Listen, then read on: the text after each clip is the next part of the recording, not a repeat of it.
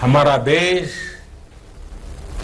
दुनिया का दूसरा सबसे बड़ा कोल इंपोर्टर है।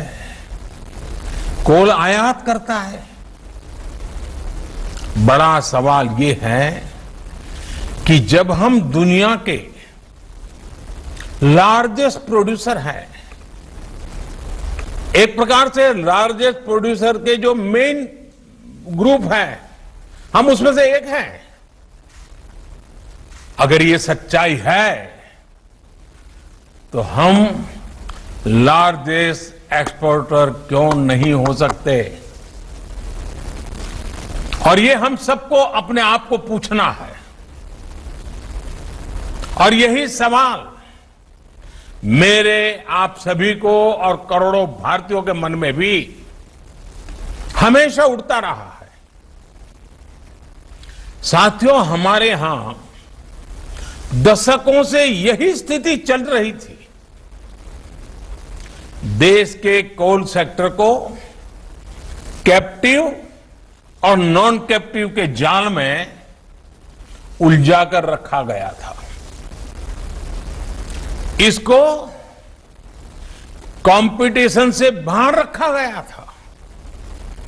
ट्रांसपेरेंसी की एक बहुत बड़ी समस्या बार बार सामने आई है। ईमानदारी से ऑक्शन को छोड़िए, कोयला खदानों के अलॉटमेंट में बड़े बड़े घोटालों की चर्चा हर किसी ने सुनी है, हर समय हुई है, हर कोने में हुई है।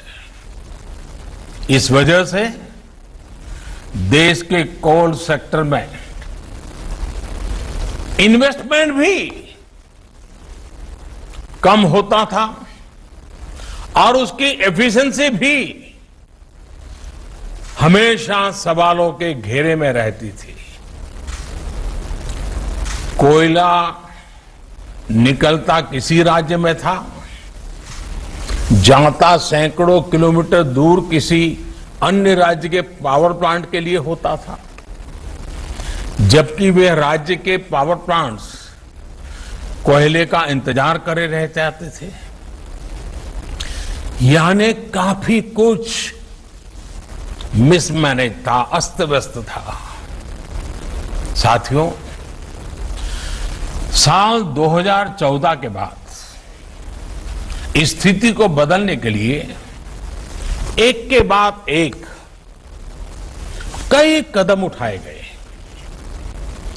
जिस कोल लिंकेज की बात कोई सोच नहीं सकता था, वो हमने करके दिखाया। ऐसे कदमों के कारण कोल सेक्टर को मजबूती भी मिली। आज बड़े बड़े रिफॉर्म्स को एब्सॉर्ब करने की ताकत उसके अंदर आ रही है। अभी हाल में हमने वो रिफॉर्म्स किए जिसकी चर्चा दशकों से चल रही थी। आप लोग भी कर रहे थे, जो अपने आप को एक्सपर्ट कमेंटेटर मानते हैं, वे भी कर रहे थे। अब भारत ने कोल और माइनिंग के सेक्टर में कंपटीशन के लिए, कैपिटल के लिए, पार्टिसिपेशन और टेक्नोलॉजी के लिए पूरी तरह से खोलने का बहुत बड़ा फैसला लिया है। इसका भी ध्यान रखा गया है कि जो नए प्लेयर्स, प्राइवेट प्लेयर्स माइनिंग के क्षेत्र में आए, उन्हें फाइनेंस के कारण कोई दिक्कत ना हो, उसका भी ध्यान रखा गया है ताकि नए लोगों को प्रोत्साहन मिले। साथियों, एक मजबूत माइनिंग और मिनरल सेक्टर के बिना सेल्फ रिलायंस, संभव नहीं है, क्योंकि मिनरल्स और माइनिंग हमारी इकोनॉमी के इंपॉर्टेंट पिलर्स हैं।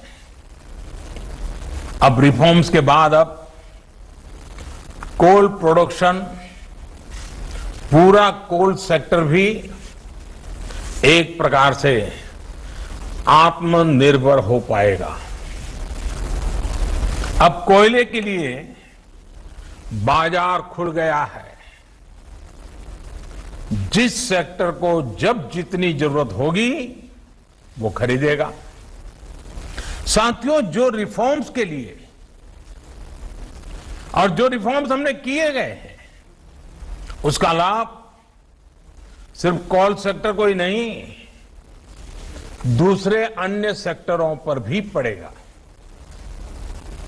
जब हम कोल प्रोडक्शन बढ़ाते हैं तो पावर जनरेशन बढ़ने के साथ ही स्टील, एल्यूमिनियम, फर्टिलाइजर, सीमेंट जैसे तमाम दूसरे सेक्टर्स में प्रोडक्शन और प्रोसेसिंग पर भी